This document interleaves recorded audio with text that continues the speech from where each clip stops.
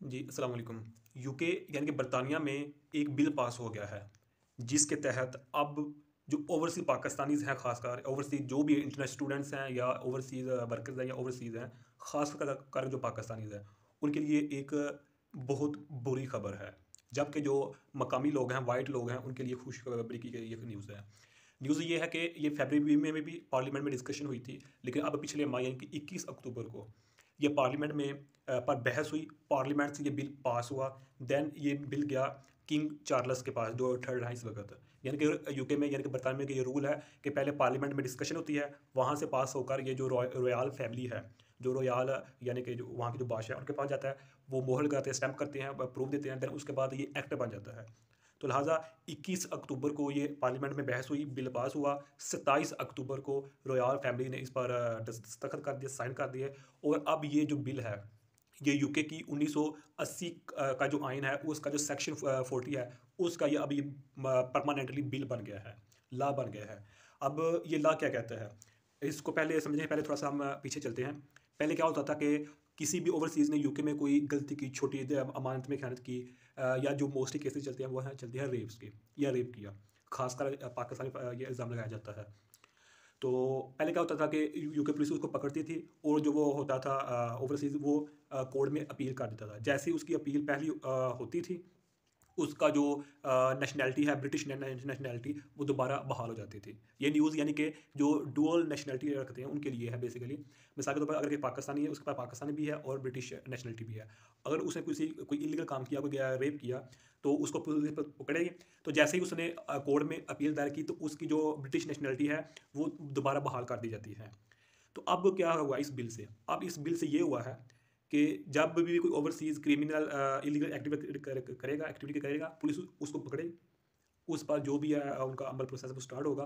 तो जब तक कोर्ट उस प्रोसेस को मुकम्मल नहीं कर लेते, इन अदर वर्ड्स जब तक जज अपने रिमार्क्स नहीं दे देता, तब तक उसकी जो ब्रिटिश नेशनैलिटी है, वो बंद ही रहेगी। ठीक है? वो उसके पर पाबंदी लग जाएगी। तो पहले क्या होता था, इस बिल से पहले पहली अपील दायर की, फैसला उस ओवरसीज़ के हक़ में आया या नहीं आया, ये बाद की बात होती थी।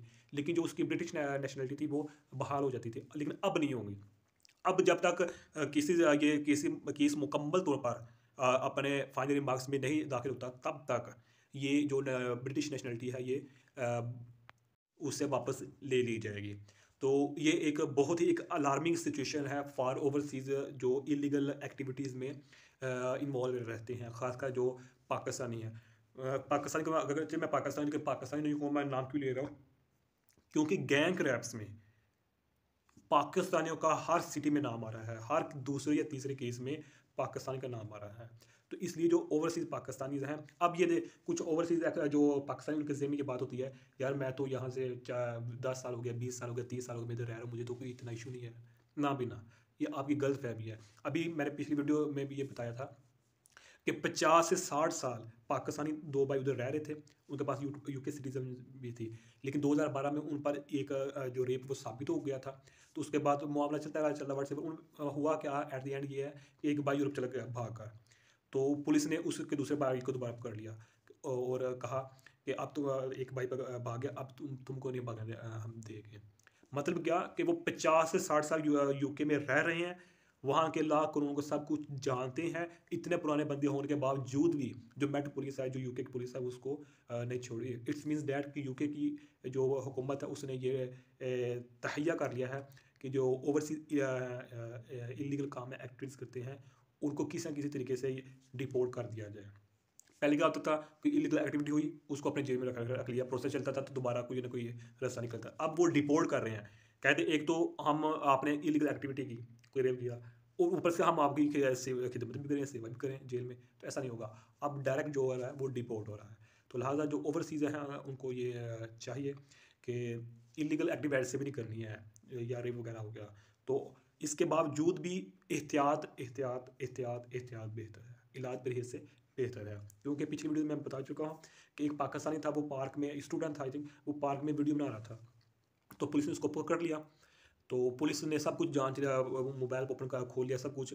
वो लड़का कहता रहा कि मैं सिर्फ अपनी वीडियो बना रहा था, या ये नेचुरल जो ब्यूटी है इसकी, बाकी उसकी वो बना रहा था। लेकिन पुलिस का इल्ज़ाम था ये था कि तुम हमारे वाइट बच्चों की तस्वीर बना रहे हो, वीडियो बना रहे हो, ताकि तुम बाद में ब्लैकमेल कर सको।